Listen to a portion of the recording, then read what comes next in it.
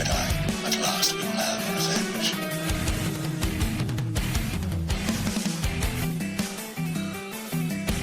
The dark side of the Force is a pathway to many abilities some consider to be unnatural.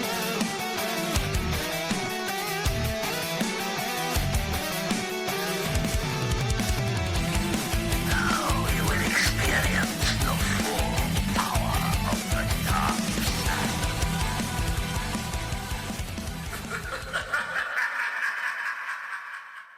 Welcome, followers of the Dark Side and the Light. I'm your host, John, the real JP3, and I'm joined as always by my good friend and fellow Sith Lord, who is the master of the Dark Side, expert on the occult, and obtainer of rare antiquities and holocrons. Please welcome Dark Lord of the Sith and Hair, David. John, what's up, buddy? You doing all right tonight, man? I'm doing good. How are you? Doing good. Doing good. This is episode what? 111. How did you say it earlier before we got on the air? 111. Yes. 111. I don't even know if that's accurate. I don't think so. Either way, that's bad because we're in South Texas. Regardless, this is episode 111 of the Rule 2, a Star Wars podcast. FYI, this is not the Collider podcast you're looking for, so either turn back now or lower your expectations for not them and heighten your expectations for us. I would say that. It sounds negative. Well, no, because I don't want you to be like, oh, yeah, hey, I'm going to hear Mark Fernandez and Riley, and then be like, what? These guys on this Rule of Two know their stuff? Wow. Okay, shots fired. I'm all right. Anyway, we're not like them. We don't hate on everything Star Wars, and we don't just only watch the films. We try and be more well-rounded. Regardless. What's up, buddy? I just fact-checked with Okay. the girlfriend. Okay. 111 is correct. Oh, hell. Look at that. Already correct. Love it. Anyway, Johnny, episode 111, Rule of Two, a Star Wars podcast. We got a lot to talk about. Got some Obi-Wan news, some Mandalorian reactions, a little bit of Rise of Skywalker ticket sales, some comic news, some Ben Solo origins. Or I should say Kylo Ren origins, because we already have a little bit of an insight on Ben Solo. We don't know the transition, but a lot to talk about. You ready to do this, my man? See. Before we get into the nitty gritty, I was rereading some of the text messages between you and me and the editor, and then kind of bouncing some conversations off some friends about a reaction video. And I remember distinctly reading, and I backtracked to fact check in, that you're like, Dave, those aren't your real reactions to seeing the trailer. John, I have to suppress my actions. I wanna ingest it, and in my mind I'm going apeshit crazy. That's how it works. We've seen trailers together. I try and just maintain focus. It's not a facade. Well, it is a facade, but Hassan. So even outside of that, how many times have you seen the trailer since we talked about it on Monday's episode? Or Monday, no, sorry. Yeah, Monday. The last episode. I can't remember. Yeah, we shot it on Monday. It aired on Tuesday. I've seen it about once every day. Once every day. Not intentionally, not going out of my way and gonna find the trailer, but it pops up on my news feed and I'm like, oh, hey, Rise of Skywalker. Hey, how's it going? I love it, man. It looks beautiful. It looks epic. I think it's going to be a phenomenal film. I'm excited. They confirmed. Gonna see it 4 times in theaters? I haven't bought the 4th ticket yet. Wow. Spoiler alert. Get on that, John. We need to see it 4 times. Spoiler alert for you. I was under the impression you already got the tickets because I was literally laying in bed Monday night and you're texting me, what showtime? What about this day? What about this time? I felt misled. It happens. It's like someone telling someone, oh, I loved you, but I really didn't. Happens every day in our world. Yeah, I know, but not to me. It hurt my feelings, John. Oh, yes. But no, that line C-3PO says, taking one last look at all my friends. It gets me every damn time, John. It is a pretty sad scene. And, you know, but I'm also okay with it. And I'm also hoping, and we talk about this, like, is like Kylo going to come back to the light side? Big I hope that, redemption. I hope they don't redeem C3PO. Whatever he's going to do, whatever He it's going doesn't to need be, redeeming. It's just, are they going to bring back his memory? Because that's essentially what it is. I think in my mind, it's his memory's gone. I don't think they need to bring him back. This is a 9-film saga over 40 years that they're spanning. I think we should just leave it alone. It's got to come to an end. It's got to say goodbye. Let it say goodbye in this way. That's what I think. JJ could do it in a way that I'm like, he could bring him back in the memory and everything, and I'd be like, oh, I really like that. That's really awesome. Or I could be like, that was horrible. Leave it Well, alone. also in the sense that if they have to wipe his memory to put new programming in or whatever, and then they bring the memories all back, then it's almost like that sacrifice or that whatever decision he made doesn't really count because it nullifies it. You know what I mean? It's like, oh, there was no danger. You're good. We have a backup. You're solid, bro. So whatever he potentially is going to lose doesn't really matter. But I'm going to make a connection to another sci-fi nerdy show, if you will. Chuck. I know you've seen a little bit of it. You didn't see all of it. Do you plan on watching the rest of Chuck? Yes or no? Probably not. So I think I got almost all the way through season 1, and I was just like, and I had to force myself to watch season 1.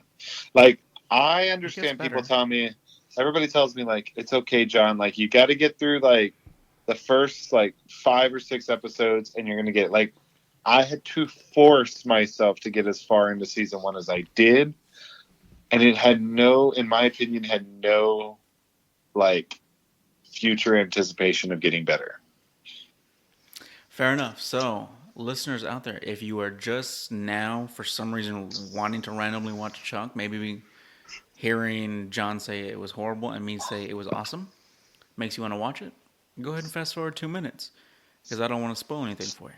Those of you guys, gals, grits, chits, and Rhodians that have already seen Chuck and loved it, hang tight, because it's gonna be worth your while. So, at the end of Chuck, John, his love interest, she's like a CIA agent. I don't remember what bureau she works for, but anyway, she's sitting on the beach with Chuck. They're looking at the sunset, sunrise, whatever. She doesn't have any memory. She has no memory recollection of the last 4 or 5 years, however many years it was that they spent together, working together, building feelings, good times, bad times, adventures, anything. She has no recollection of anything. Completely mind wiped. And she's sitting there like next to Chuck, who has the complete opposite. He has all this knowledge of the last 10 years, 5 years, whatever it is. And she's sitting next to a stranger. And he's sitting next to somebody that he knows very intimately or very well. And it boils down to Chuck being like, hey, like, I love you. We've been through this. We've been through this. I want to stick around. I want to try this. And she's on the opposite end, like, I don't know who you are. How did we get here? Like, it will literally make me start bawling if at the end of Rise of Skywalker, you have R2-D2 telling C-3PO the story from episode 1 to 9. Like their friendship, the things that they've seen, Jabba's palace, the trash compactor, saving Luke, R2 being in the X-Wing that helped blow up the Death Star, Chewie and Han getting trapped and Luke getting trapped in, I can't even think about it, on Endor with the Ewoks. How he ended up pretending to be a golden god to save the day. Like, that's going to melt my heart hearing R2 say that to C-3PO. It's got to be pretty powerful to melt Dave's heart, guys. It's kind of cold and say, why are you talking like you know who? Jesus Christ. Anyway, I just think that would be bad. Like badass. Like bring the whole story together. The two of them that have been from one to now, reliving it, but with one having the knowledge and the other one trying to pass it on. What is it? The rule of the tube? You don't even know, and you're on the Rule of Two podcast. I always getting confused. What is it? One to harbor the power, Embody, embody the power, and one to crave. crave it. There you go. I was gonna say absorb it, but that makes sense. Okay, so I'm starting to take back those things about the us being better than the Collider guys. This is just turned into a train wreck. I was just saying, I understood it. I know what the rule 2 is. I just couldn't remember it verbatim. I can't remember most things verbatim anymore. Getting old. That old Gray age. hair. That receding Gray hairline. Yeah. Anyways, let's continue. I'm sad now. Let's just continue. I'm sad. Gonna lose it. Anyway, so ticket sales. Rise of Skywalker opened on Monday. It was supposed to open after the trailer aired during halftime of Monday Night Football. However, it aired, or they opened up an hour or so before the actual trailer dropped. 8 p.m. Central Time. Yes. AdamTicket.com reported that the Rise of Skywalker was the highest pre-sale tickets they have ever had on their site today. Now, reading through this, trying to understand, and I was reading the article, I was like, well, you guys also offered an exclusive item that you could only get by purchasing a ticket through your website. So because of that, come on. Like, I can understand why your ticket sales are through the roof. It's the highest grossing one you've ever had. And to be honest with you, Dave, I have never heard of Adam Tickets before in my life. Yeah, neither have I. When you mentioned it, I was like, okay, cool. Who are those guys?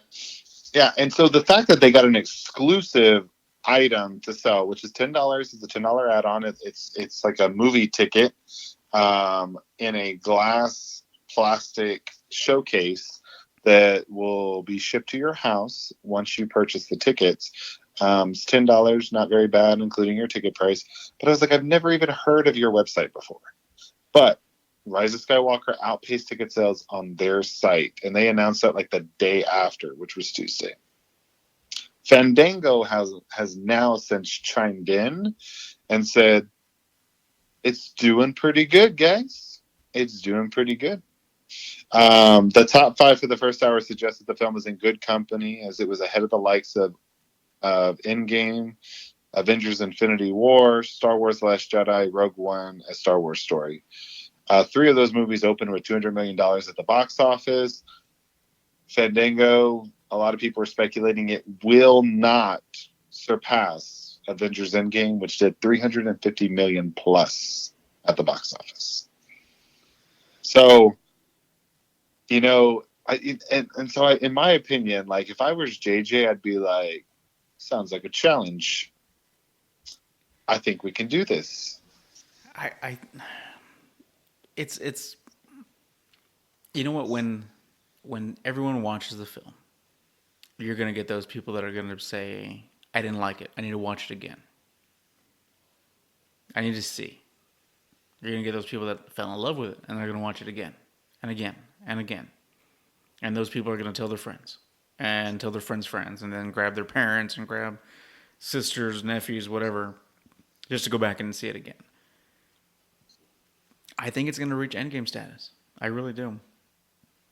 Yeah, for $350 million to be the opening weekend or opening for Endgame was pretty huge.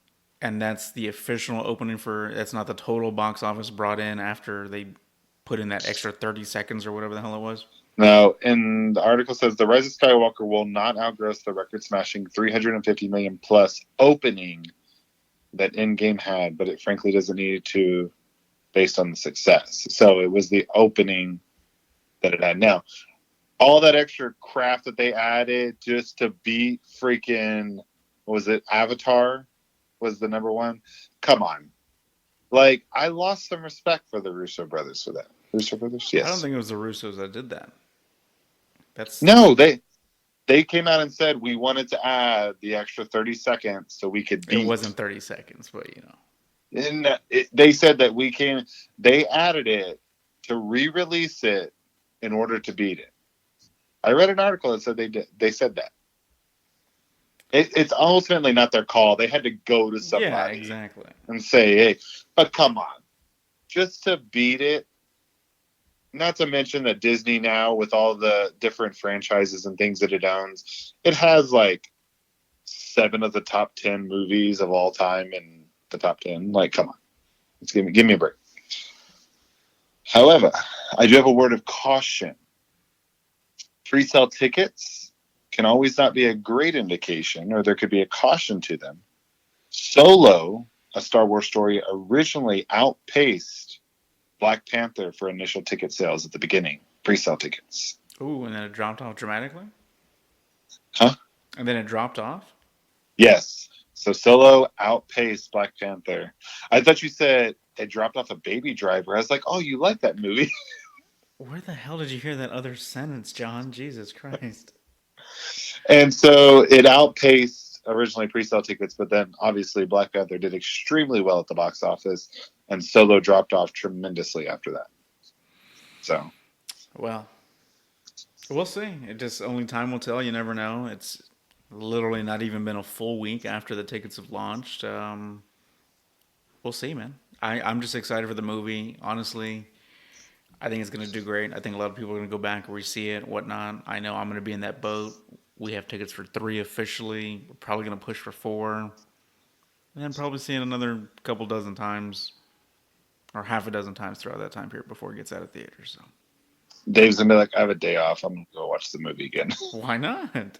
You'll see that in IMAX. Just chill in the theater. Dang. A bag of hot Cheetos, some Lucas. Oh, man. Sounds like a good time. Him and his hot Cheetos and his Lucas. It's ridiculous. It's a great combination. Guys, if you haven't tried it, it might be a little funky for you guys. For those of you that are not familiar with Lucas is, it is a beer salt, twang-like substance that tastes like lemon lime. It's quite refreshing on some hot Cheetos. It's quite not at all. John Makes me it. do this. Makes me do that. Well, regardless of John's weird faces, what's next on the docket? So, interesting tidbit. So on the Rise of Skywalker here, in the trailer, you mentioned when we were talking about this that somebody had just posted or told you it looks like Rey is holding a dagger in the trailer. Mm-hmm. We tried to find it. We really didn't know where it was. Lo and behold, somebody found it. And it looks like in the trailer when her and Kylo Ren are smashing what Dave and I believe is a silhouette statue memoriam of Darth Vader, when Rey, they smash her, they cut her with their lightsaber, she's turning, she has a dagger in her hand. A lot of people are speculating that this could be the dagger of Mortis from the Clone Wars. Thoughts? Do you think it's true? What's going on? Do you want it to be true? Is it just a tie-in? Is it telling a story? What's going on? You know, it does lend a lot to the credence of bringing balance to the Force. That dagger is meant to kill, either the brother, the sister, so forth, or you could even kill the father. It has that much power. The question is, are they going to make a play and make something from a cartoon canon in the most anticipated movie of the saga? That's a bold move. A lot of people aren't going to know what the hell that is. So they got to explain it right, and they got to make sure they do it tactfully where it doesn't come off cheesy or cheap. But then the real question is, how do they get that dagger? Because we haven't seen it. Well, you see it in the cartoon. You see it in the cartoon, but we haven't seen. And this is something that you brought up: is like the whole story in and of itself is told through the cartoons, the animated series, the movies, the books, the comics, everything else. All that stuff is told through different things. And I really didn't. When Dave first told me, like, you need to watch the Clone Wars, you need to watch Rebels, you need to watch Resistance, you should read the book, you should watch the comics, read the comics. All that stuff, I was like, I really didn't understand why the importance for that. But then when you watch the Clone Wars and you watch Rebels and you watch the TV series and you listen to the books, you're also or read the books, you're like, wow, I get how it fits into the bigger scheme of the story. But with it being the movies, you can't always rely that everybody has done all their homework and read and gone through, which is you've brought up several times. And John, heck, we even had Lindsay on from Clashing Sabers talking about the importance or the added value in partaking in these other mediums yeah, outside of the mainstream films. And some people are film people. I get it. I love film. I do. But how much other insight and details and depth and things that you get to explore that are behind the scenes when you read the book or when you read in the tie-in or watch the cartoon series. It's phenomenal. It's literally opening up a whole new world, if you will. yeah. So I could see it happening, but the likelihood of it happening, I think, is very minimal. Just because, like you mentioned, there's a story you have to tell. How did they get it? Where is it at? How all those questions need to be answered. And in our official confirmed 2 hour and 35-minute runtime, that's a tall order to do, especially when you're trying to end this 9-film saga in a cohesive but sentimental. Is sentimental the right word? Sentimental way for the fans. So I don't know if we're going to have to see if that's actually what happens or what occurs, but And anything is possible. It's just, will it be done tactfully? Will it give justice to the overall story? Will the casual fan, and not just Star Wars fan, will the casual moviegoer fan be receptive to it? Because that's the hardest thing. If you sit somebody down that's never seen a Star Wars movie, episode 1 through 8, never seen Solo, never seen Rogue One, and they watch it, are they going to dig it? And maybe not the lore behind it, but are they going to say, like, okay, I buy that. Yeah, that makes sense. Or is it going to be so out of left field where, like, okay, all of a sudden they have this dagger that has Super Mac Daddy taking away powers? Where did they find this from? Oh, it was in Maz Kanata's bookcase under the Encyclopedia of the Wookiee Kama Sutra? Like, what the heck? How is that there? She says she's into Wookiees. Chewie's your boyfriend. It can happen. You don't know what's published out there. okay. It just came to me on the fly. But no, we have no idea how it's going to get integrated, if it is in fact true or not. I just think by this time next week, there's going to be 100 more speculation videos. 100 more people dissecting things and realizing things in the background of the trailer. Hell, when we first saw it, you didn't see Zori Bliss. I didn't see the battle droid in the back of Babu Frick's shop. That right there is an Easter egg tying in the entire saga into one. That's showing people that, hey, just because this is a sequel trilogy doesn't mean the prequel trilogy didn't happen. Look, there's a battle droid. That's cool. That's a little tidbit. But are they going to go as far as bringing things outside the realm of the films into this? The Ghost is another one of those tie-ins.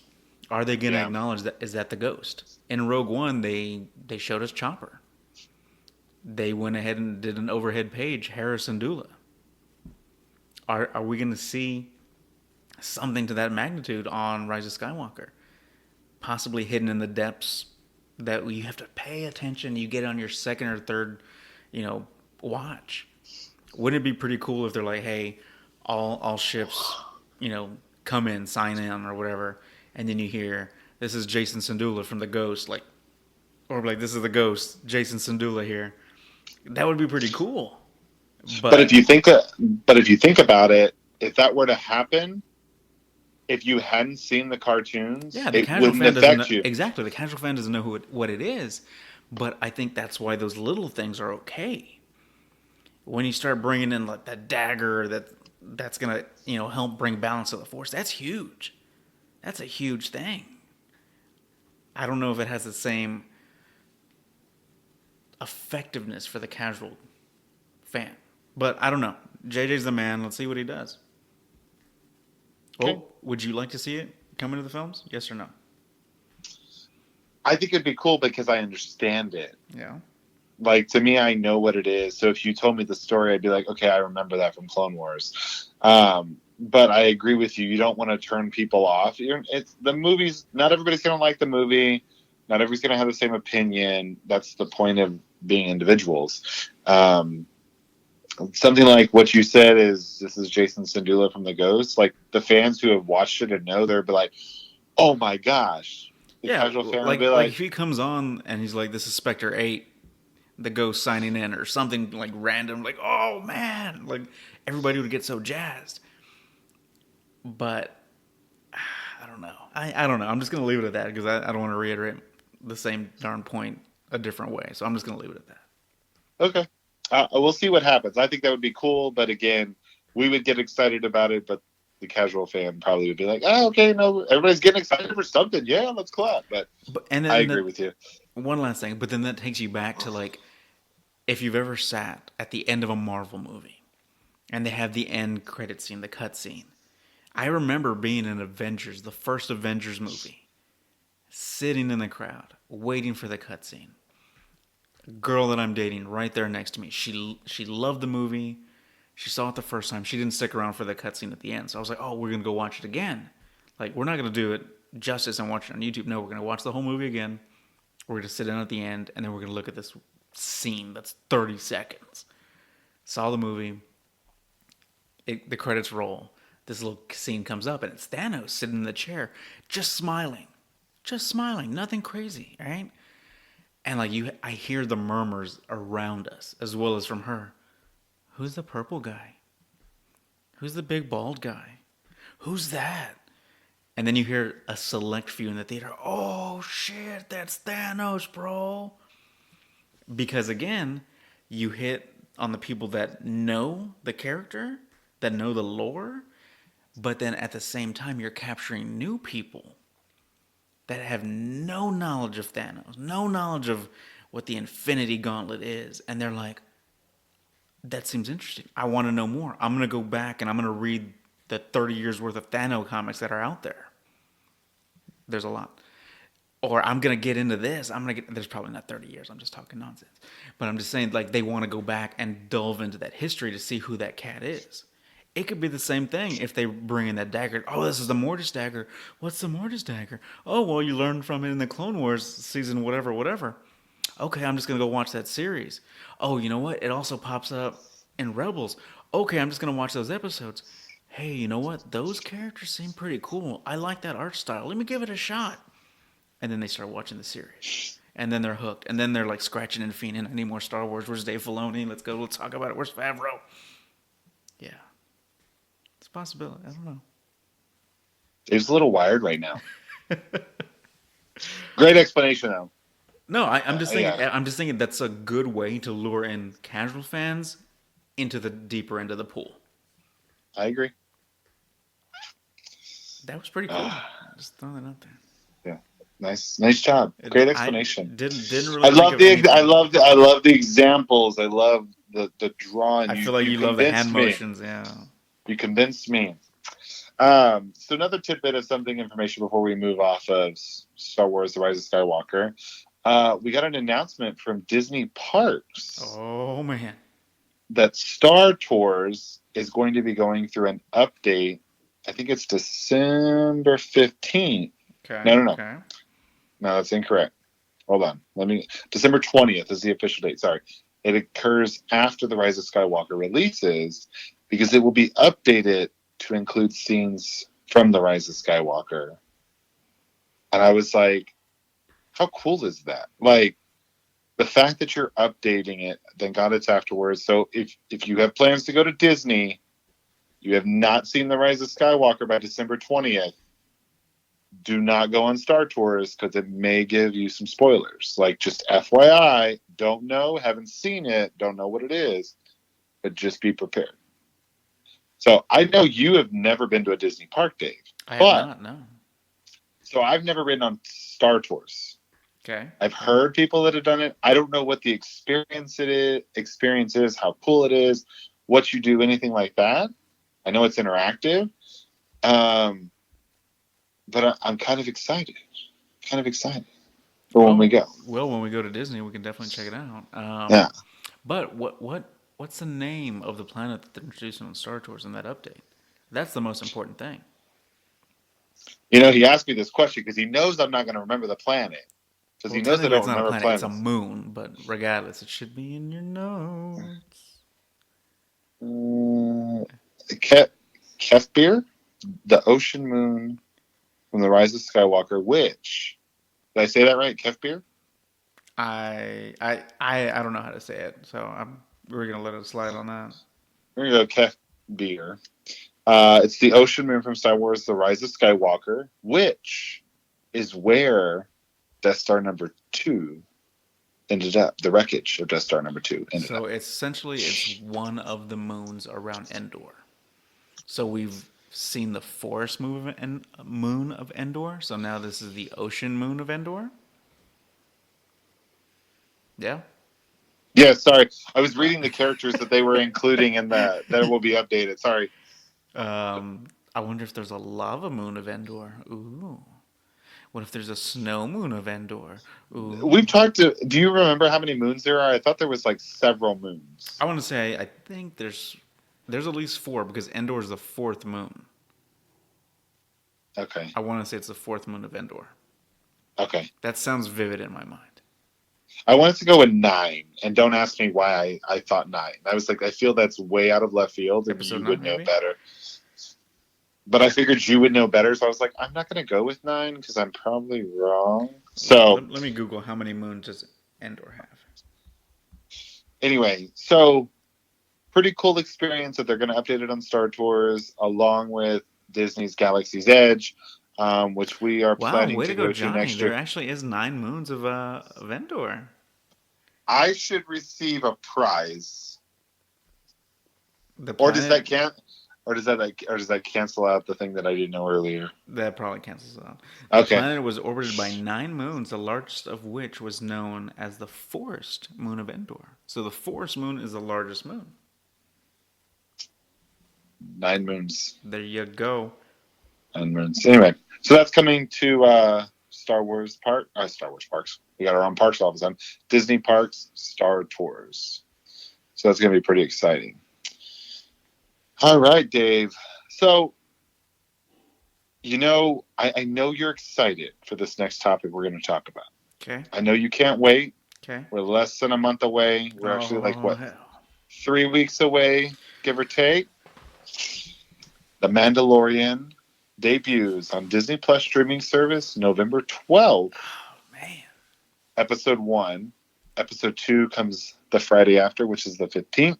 Mm-hmm. Star Wars Jedi Fallen Order launches Monday or Tuesday, November 19th. A lot of stuff going on that week. I thought 9. No, I thought Fallen Order came out on the 15th. That's the 19th. I could have sworn you told me the.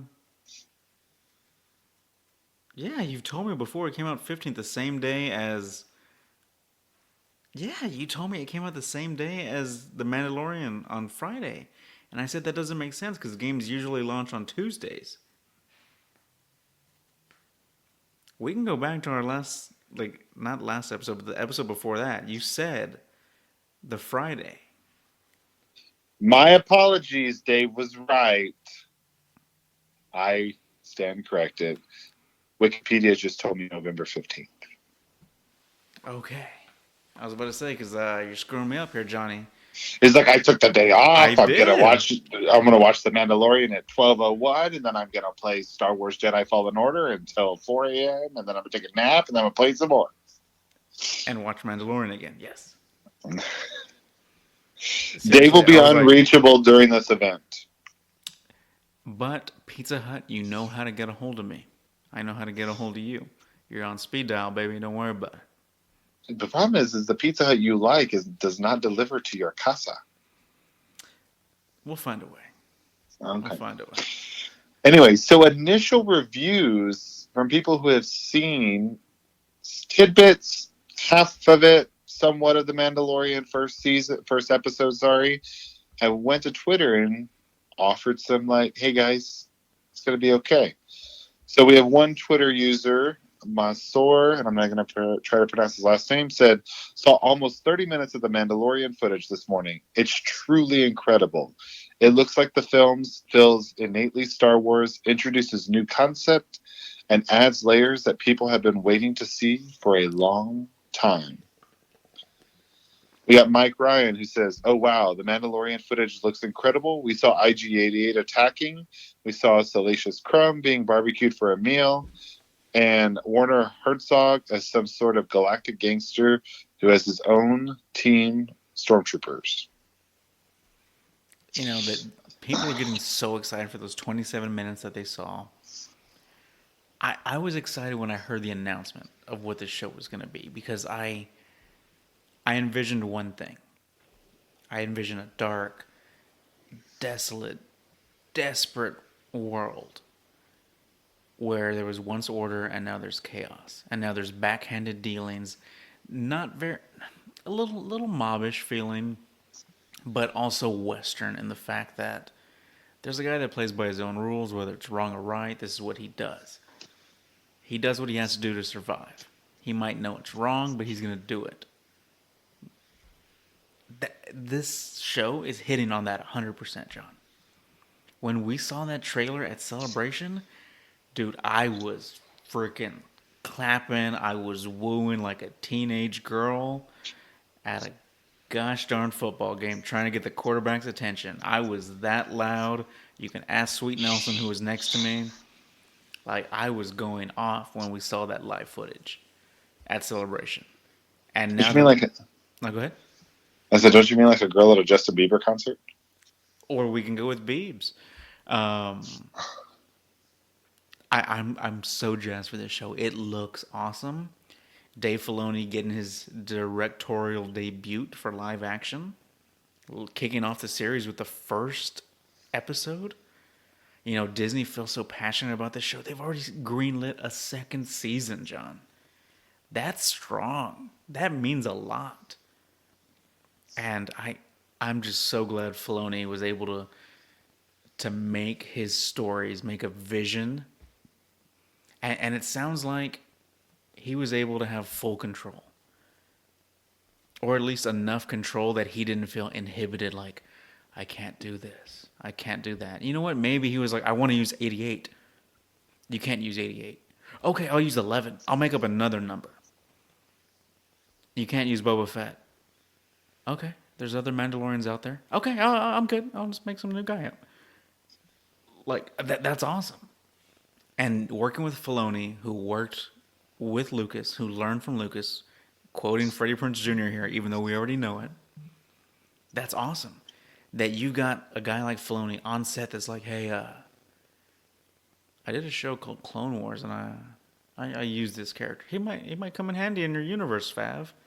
We might like to see him in live action. You know, I used Death Troopers, the ones that you see in Rogue One. I used them in Rebels. They might be cool here too. Like, again, just expanding, peeling the freaking onion and just getting more in depth. Oh man, I'm just so excited to see what this show's about, man. 8 episodes is gonna be it's gonna be awesome. Yeah, and so I think the other cool thing is that Fab even told us, he was like, I wrote this, and then like Dave was like, no, well, we'll take a look at it, like on and on and on. Like Christmas Day, Fab was like, hey, you really need to take a look at this. He's like, all right, I'll finally look at it. And then he was just so persistent about it, which is awesome. At the fact that he was like, this is what I'm going to do. This is what I want to do. This is what I want to move forward with. And his passion for the show in and of itself is just awesome.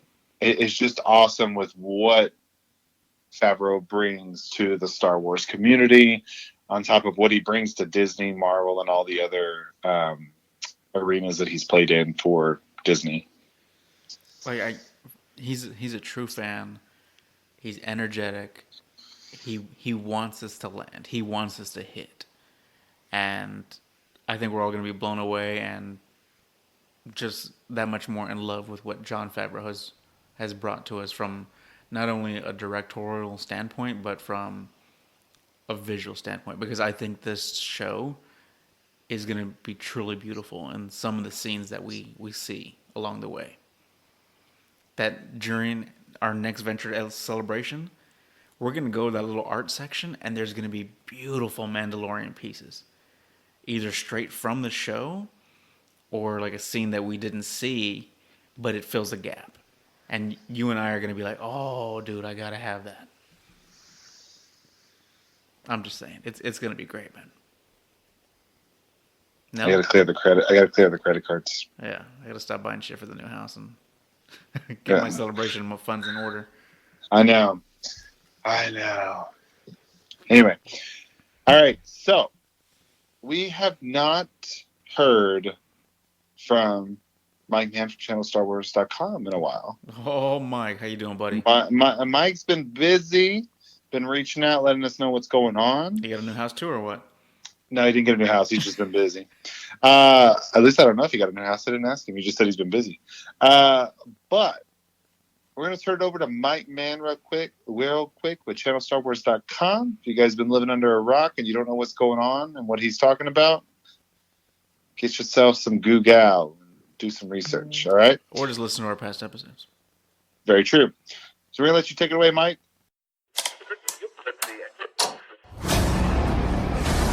Greetings to all of our tribal comrades on the ocean moon of Kifbar.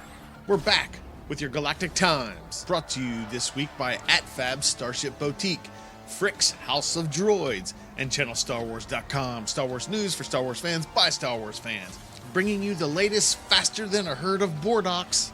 I'm your host, Mike Mann. We would be honored if you would join us. 'Tis the season for Star Warsing. This week, Disney has issued the air date schedule for The Mandalorian, beginning with Episode 1 on November 12th. Fans will only need to wait 3 days for Episode 2 on the 15th.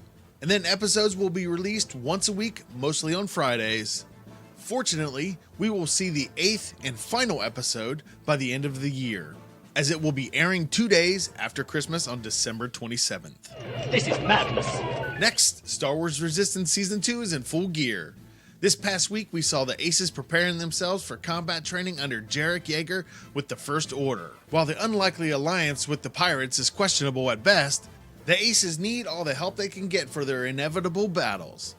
This leads to Sunday's upcoming episode, Hunt on Seltzer 3, where the Resistance group joins the Pirates on the hunt for food and supplies for all on board the Colossus, amongst the icy ruins.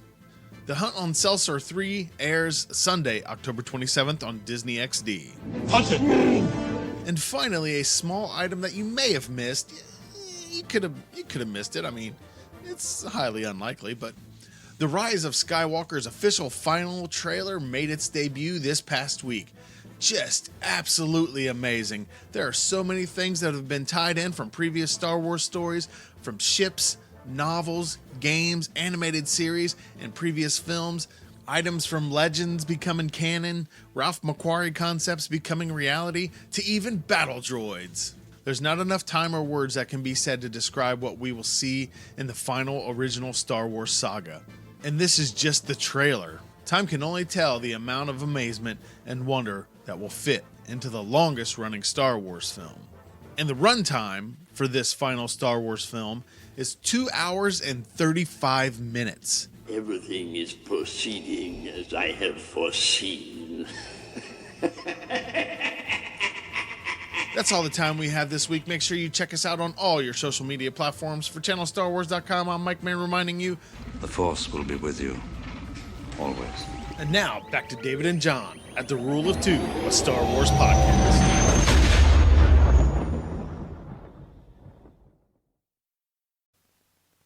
All right. We thank you for the Galactic Times, Mike. As always, glad to have you back on the show. And so Mike gave you his spin on some of the things that we've already talked about. We still got more to talk about, guys. Don't worry. Some stuff that we're going to elaborate on a little bit more that Mike didn't cover in this week. And so we're pretty excited about it. So, Dave, I know you're super excited about this one, too. I have a feeling I'm not excited about it. I think that's what he's saying. I'm super excited. It's going to be awesome. If not, I know another fellow podcaster is super excited about this. Oh, goodness. Here we go. Let's do it. So, Obi-Wan Kenobi series for Disney Plus. Ewan McGregor was now able to talk a little bit more about this series after 4 years. Poor guy. 4 years. He has known about this, hasn't said a word, has kept his mouth shut. He even said it like, I'm so glad I can talk about it. This is exciting. And I'm like, I thought that we were awesome. Like, the Star Wars community was awesome because, like, hey, no big deal. Like, they just met with him. He just signed the contract. This has only been going on the last couple months. 4 freaking years. And this dude's been teasing, like, hey, guys, I want to come back and play Obi-Wan Kenobi. Like, he's been saying that stuff in those 4 years. Well, yeah, you got to keep the people guessing. You got to keep them wanting you. You drop little tidbits every couple freaking months or something and say, hey, I'm still here, Disney. And it stirs everybody up and it starts getting the talk going like, he's ready. He's ready to do this. He doesn't have any projects coming up. Let's go, Disney. It just fuels a fire and gets the people going. Like a Fergie song, according to Will Smith in Blades of Glory. Chaz Michaels. Another great movie, by the way. So if you also think about it, it's like, okay, so Disney Plus, we found out about what? It's been less than a year, I would say, we've known about Disney Plus coming. Is that correct? I can't give you an accurate timeline, but yeah, sure, let's go with that. Maybe a little less than a year. So we've known about that, The Mandalorian, about a little bit longer than that. So this has been in the work for 4 years. It works for 4 years. This could have been something that was going to go straight to TV and initially wasn't going to go to Disney Plus.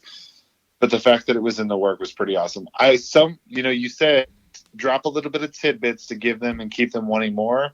I wonder if that's how Disney was gauging. Let's let him drop some tidbits. Let's see how people respond. Let's see what happens. And then we'll determine movie or TV series or if we want to move forward with this project. Or do you think, no, they were going to do it regardless? I think they had an Obi-Wan thing planned. I think after the Solo debacle, it changed the landscape. I think they said, okay, let's flesh it out a little bit more. Let's give this character more time. Let's make it not just a flash in the pan kind of thing. Let's give these fans that love this character due time with him. How do you do that? Do you give them a trilogy of movies that takes 6 years, 8 years to make? Nah, you don't do that. You sit them down for 6 hours and you tell one story that's going to satisfy the masses. And I think the most intriguing thing out of that article, or at least for me that I picked up, is he dropped a line, and I'm not quoting him exactly here, so don't give me the runaround for it, and don't jab me with some sabers, but he says you hear or you see Obi-Wan dealing with the aftermath of the Jedi Purge and what that's like. So whether you get an emotional Kenobi, something not so much along the lines of PTSD or something, but just breaking down hurt. Maybe has flashbacks of, like I used to play tennis with Plo Koon. I used to cook in the Jedi kitchens with Kit Fisto. He used to make great, calamari. Like just random things, that they used to do. Way of life is gone. And how do you adjust from one extreme to the other? I think it's going to be very similar, and this is completely out of context, but it's going to be like Tom Hanks in Castaway. Like, it's going to have those sad moments. I don't know if you're going to have a Wilson, but I think it's going to have the sad moments of, okay, here, I've got it all. I'm here, I'm doing my thing, and then all of a sudden, tragedy strikes. That's Order 66. How does he sleep at night knowing that he chopped and sliced and diced his Padawan and left him burning on the side of a volcanic, bank? How does he deal with that? How does he deal with seeing Padme, who he's known since he was a teenager, die in childbirth? Like, how does he... how does he deal with like force timing Yoda halfway across the galaxy and talking to his old master Qui-Gon and saying, "I failed you. I led the boy down the dark path." Like, And how does he deal with that? he has so much time to be able to think through all of that because he's on Tatooine. The Star Wars show has confirmed that the Kenobi series will take place 8 years after Revenge of the Sith, so roughly 11 years before A New Hope. And you know what's Qui-Gon say to him? What's Yoda say to him? Do they tell him, "Hey, you know what? The force is constantly moving, blah blah blah. It's all gonna balance out. You have to take care of the boy. The boy is all that matters."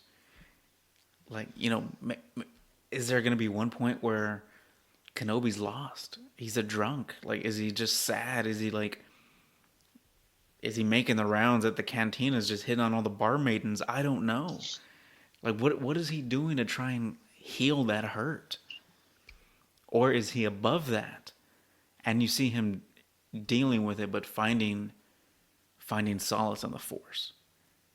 Like, does he take the road of a more common person and, you know, let it fester and dwell upon him and weigh him down? Or does he find a way to deal with it in a healthy manner? I think that's what's going to make or break the show. So, in reality, those are all the points you made are like, that's a great thought process because in reality, we know he's on Tatooine. We know he was sent there to watch Luke. It's like, you're on Tatooine.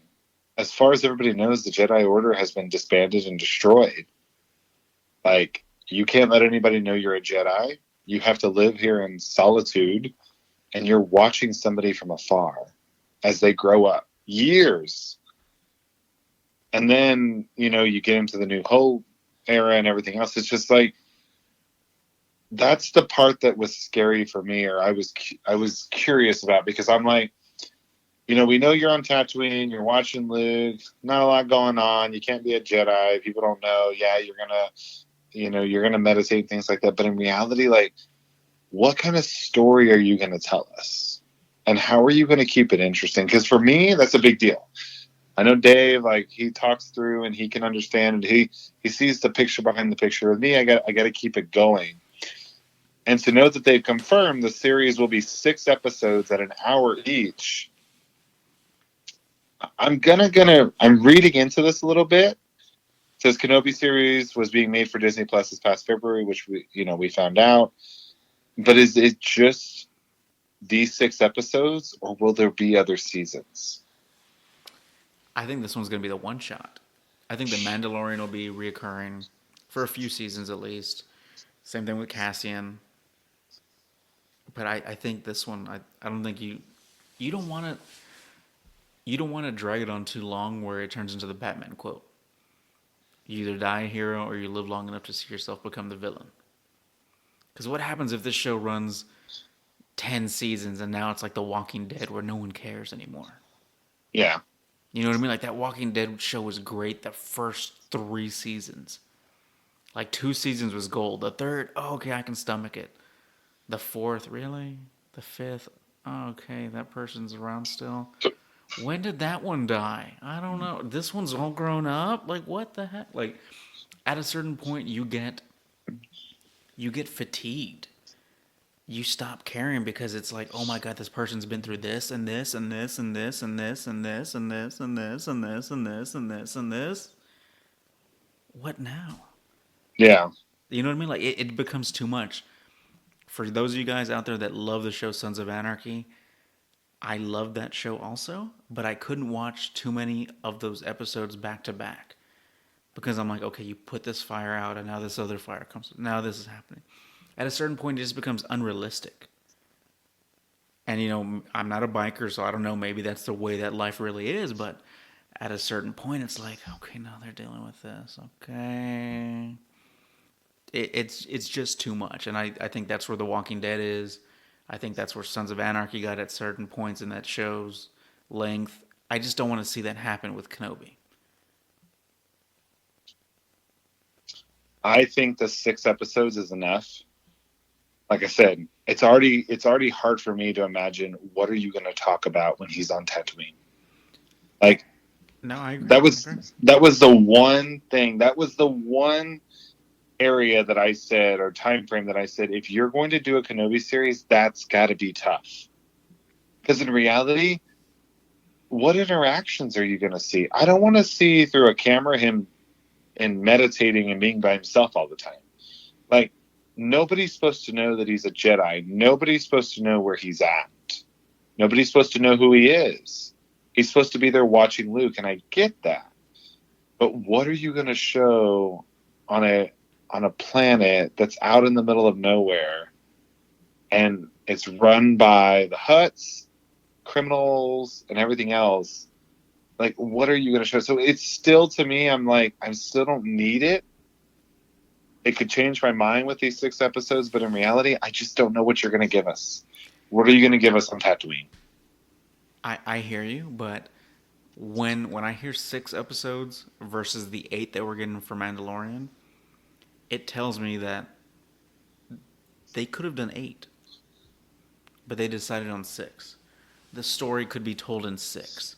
They didn't need to drag in a 7th episode. They didn't need to drag in an 8th, 9th, 10th, whatever. They could tell the story that they wanted to in 6 hours. So that's a good thing in my mind. One of the things that we might see, I have no idea, but wouldn't it be crazy if we find out that he cuts himself off from the Force? Mm-hmm. And Vader comes to Tatooine to visit his mom's grave. And he's watching Vader from afar. And Luke's on the other side of the freaking canyon with Biggs. Like, how crazy is that going to be? That they were all so close and Vader didn't sense Luke. Because Luke maybe was shielded by Ben, by fucking Kenobi. And is hiding him in the Force. Like, that would be wild. I don't know if that's possible, but wouldn't that be cool? And Obi-Wan had the chance to end it all there. But he couldn't face him. Because he knew he had to protect the kid. The kid was more important growing up than him potentially losing to Vader. We could see something wild like that. I don't know. We don't know who's doing this TV series, but if it's Filoni or Fab, Dave's got some ideas. We know who's doing it. They announced a director. Oh, that's right, they did. Damn it. Isn't it Deborah Chow? Yes, that's correct. Yeah, I was about to say, she did an episode of The Mandalorian. I'm going to hashtag Deborah Chow and be like, Dave's got some ideas. I'm just thinking it would be wild to see Vader on Tatooine and Obi trying to hide himself in the Force, as well as trying to hide Luke in the Force.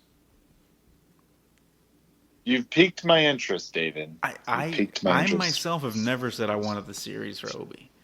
But after this conversation and letting my mind and imagination run wild for a few minutes, I kind of sold myself. We'll see.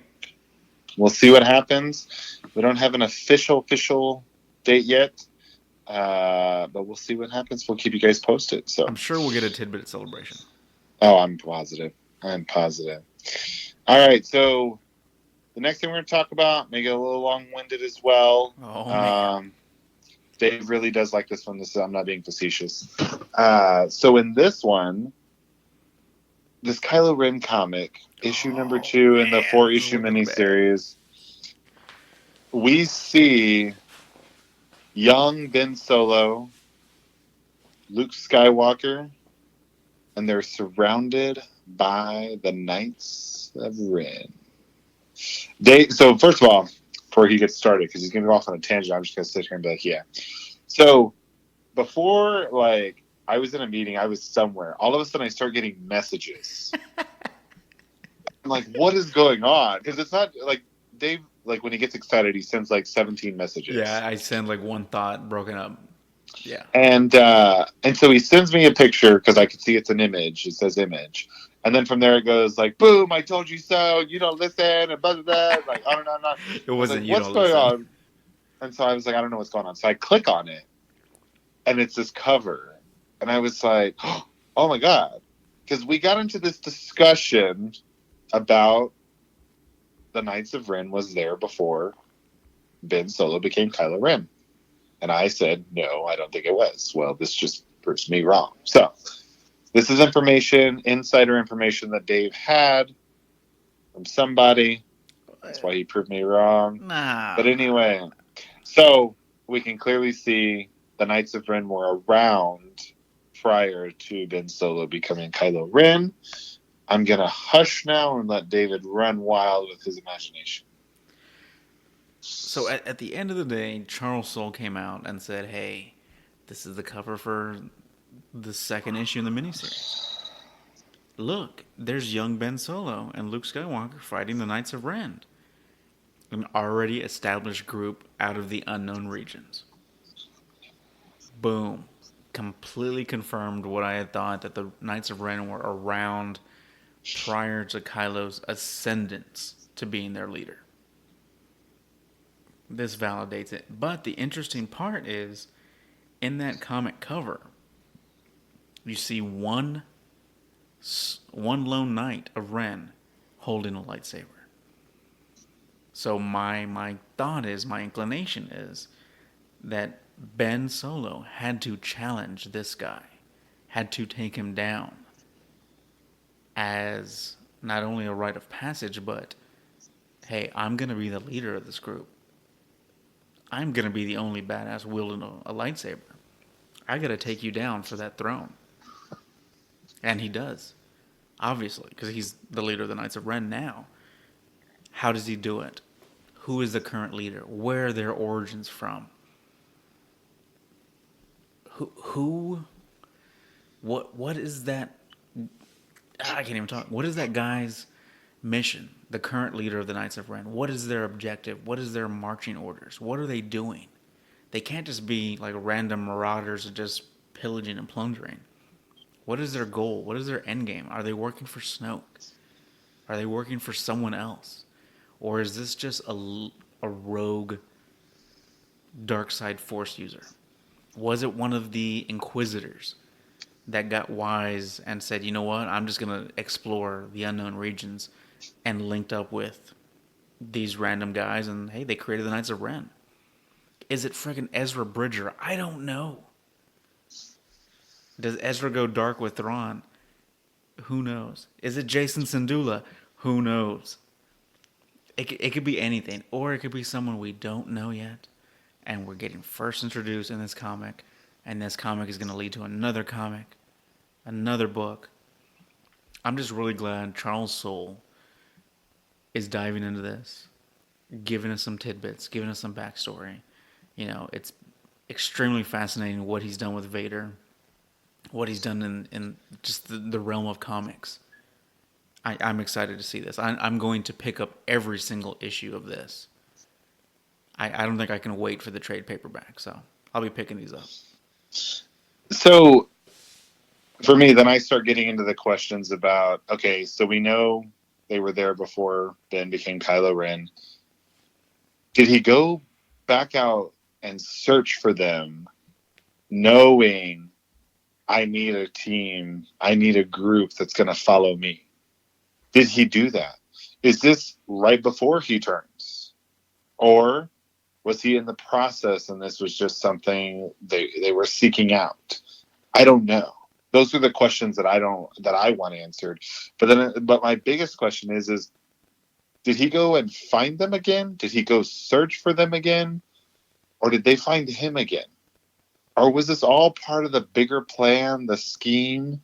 And whoever their leader was at the time sent them, said, hey, it's now time to go get this guy, and he's going to be your leader. Like, are they that loyal to somebody that gives them a direction, and they listen and say, okay, this is our new leader? I don't know. And further in the article down, it talks about the fact of, could this be the Acolytes of the Beyond from Aftermath, from Chuck Wendig? We don't know. So we're going to rely on Dave to pick up the four issues and read them. In the background, it looks like you can see Kylo's ship when he lands on the planet in Force Awakens. I can't even think of the name of the planet off the top of my head, but it looks like it's the same model ship, which we know is First Order. So are these guys a subdivision of the First Order? Are they working with the First Order? Or did they commandeer the ship? Is that just Luke's ship that looks randomly like it? I don't know. But it says in that article that Luke and Ben encounter them on their adventures. So I want to know more about their adventures. I want that uh, series. I'm going to read a paragraph. I'm not a fan of just picking out paragraphs and dissecting it, but this is a Star Wars podcast, so we can do this. First off, the description reveals that this duel takes place in the Star Wars galaxy's mysterious unknown regions, an area beyond charted space that is home to everything from the Chiss Ascendancy to the secret armadas of the First Order, and a sect of Imperial loyalists before them, to Snoke, and to a mysterious power that Emperor Palpatine spent his rule of the Galactic Empire coveting. That ties the Knights closer to Snoke than it does Ben, but it also throws aside the long-running theory that the Knights are the fellow students we're told Ben ran away with the night he attacked Luke in self-defense, as we learned in The Last Jedi, and burned down the fledgling Jedi temple he built. So where are the Jedi? Did they kill him? Was it another Revenge of the Sith? Well, no, because it clearly says that he left the temple with some students, a handful of students, and everybody, including myself, thought they were the Knights of Ren. And then we all started thinking, okay, well, why don't they have lightsabers? Where do their lightsabers go? Where are those students? Does Kylo have a dark academy somewhere? Did Snoke kill them? Are they Palpatine husks because he's been trying to experiment on them? I don't know. So many questions, not enough answers. Yeah. Like I said, just how did he find them again? Like that's my biggest question that I have, and I think these comics are going to answer and fill in a lot of the gaps. The one thing about these comics and that it reveals this scares me a little bit.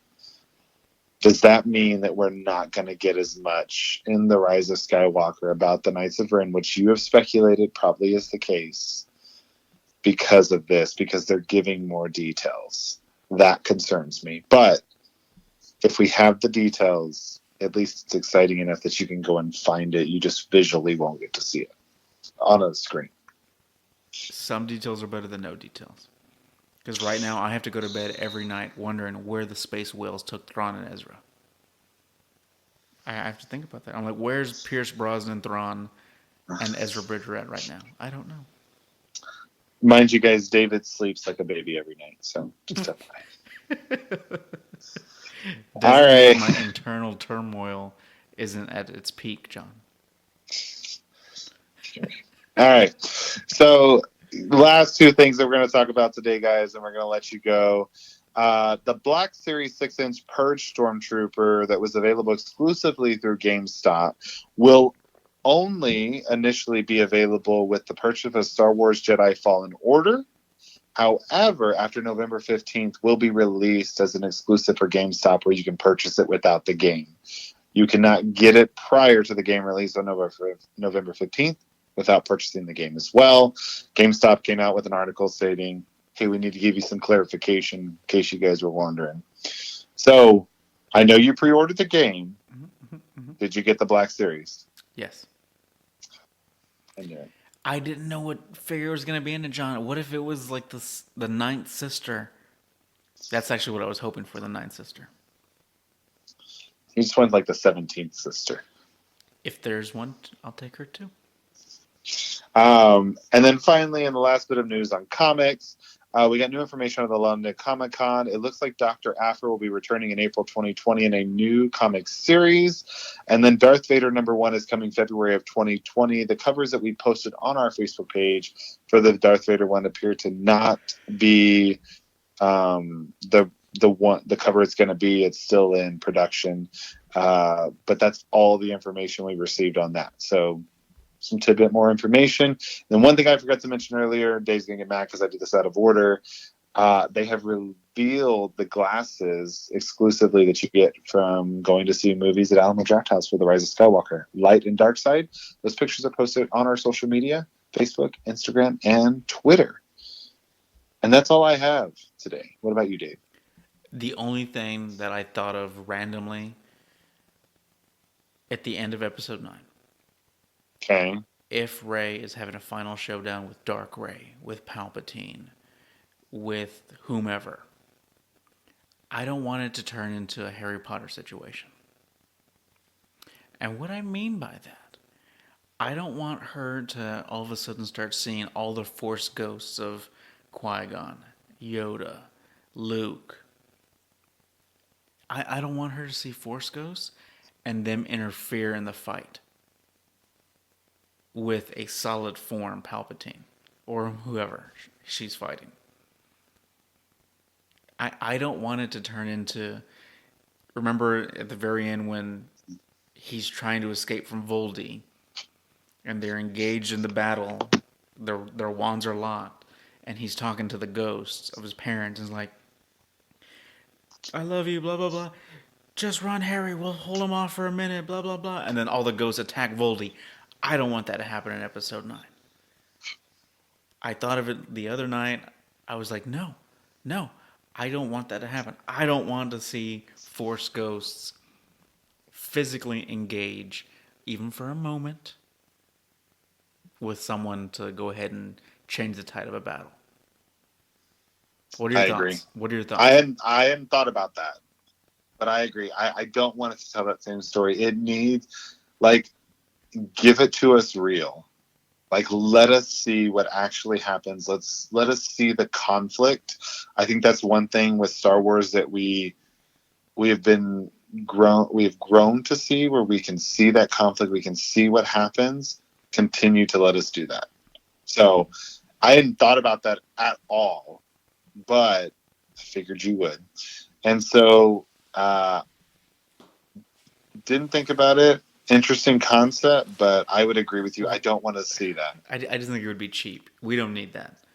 The entire trailers have been leading up to, okay, this is on you now. This is on you to go ahead and finish this. Blah, blah, blah. The Jedi are meant to be brave and strong and fight against fear. Blah, blah, blah. Don't interfere in the fight, Ghost Luke. I don't need a Ghost Qui-Gon coming out, taking 27 and he's got a Beretta. No, let's slow down. Yoda's already touched the physical realm using lightning, causing that tree to catch on fire. I don't need a Force ghost to have that much sway on the physical world where they alter a fight, but can't take damage themselves. You know what I mean? Yeah. If they can take damage themselves and Palps can find a way to go ahead and destroy the metachlorian molecules of the Force that is now still conscious as Obi-Wan Kenobi, okay. I can take that because now he's obliterated him from the Force completely. Kind of cool. But I don't want that to get to that point where, Force Ghost, blue glowy Luke is now fighting Dark Rey or Palpatine. You know what I mean? I just think that's too far.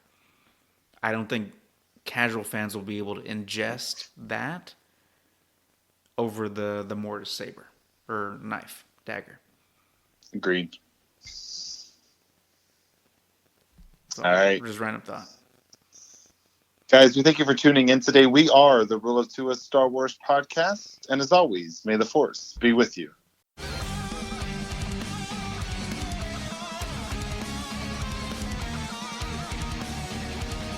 Thank you for tuning in today. We are the Rule of Two, a Star Wars podcast. You can find us on Facebook, Instagram, and Twitter at the Rule of Two Pod.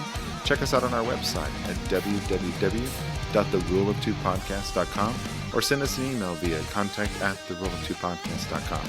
Check us out on Patreon and TeePublic for exclusive deals and merchandise. And we are in no way affiliated with Disney, Lucasfilms, or the Collider Podcast Rule of Two. And as always, may the Force be with you.